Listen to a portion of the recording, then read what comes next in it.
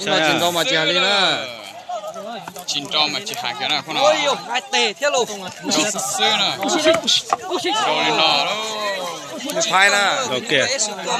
đào xiết đấy giả đấy đó cũng là giống như chờ mà sai xin giờ thì không duy nhất ở trong mười nào Cứ có một giọt cái hết sức rồi. xiên rồi chả cho bây giờ nó tụi non cho lại cái sữa Con tông nhà tụi đu nè.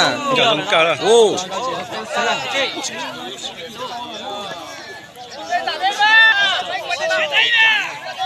tụi cú là cú chờ nó mà đào xiên để chập lờ nó mình đã dùng cầu đó tất mà Lên chạy với chị xưa à? rong rong đó dùng chiếc điện đó đào xiên chập lờ nó tụi nó đó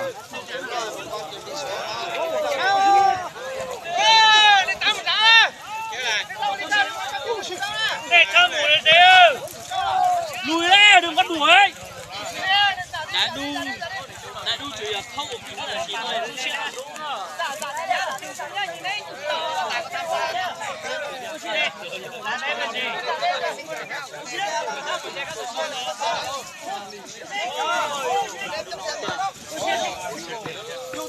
rồi tạm rồi lúc bấy sửa đó nè đúng rồi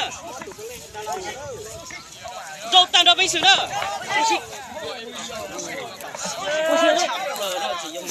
có trồng cuối tiền là cũng như trồng cái tiền nữa chi à Cứ lấy cần cầu là.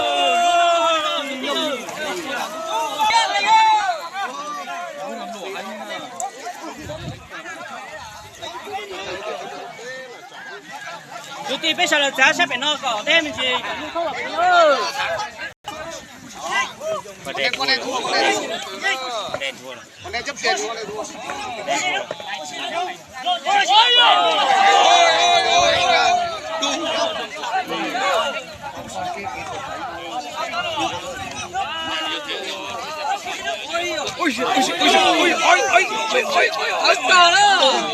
Nước khéo. giá gì mình chỉ bỏ nó cứ tí nữa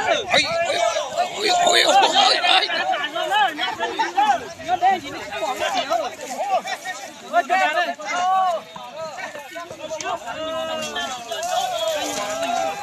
Ô, Long. Ôi dồi, chiến nó mày nó. Chưa chịu.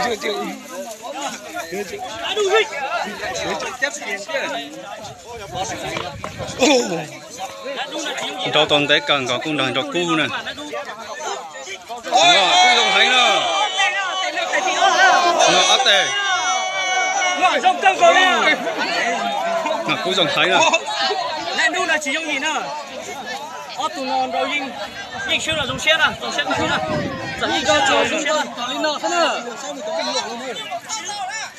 Sai thế này. ở tụi chỉ nhiều cái xe lo thế xe đã cần cầu đây theo để mua cái không nhiều là nó phải sai nè giá nè hãy đu dùng xe gió nè Đâu tay có khám mở đã đu xong xưa rồi là.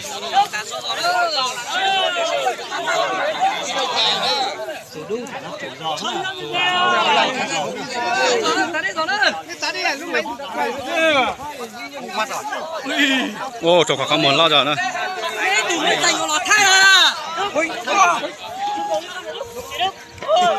Ôm, đó rồi, nhà cho chính một lần chỉ không.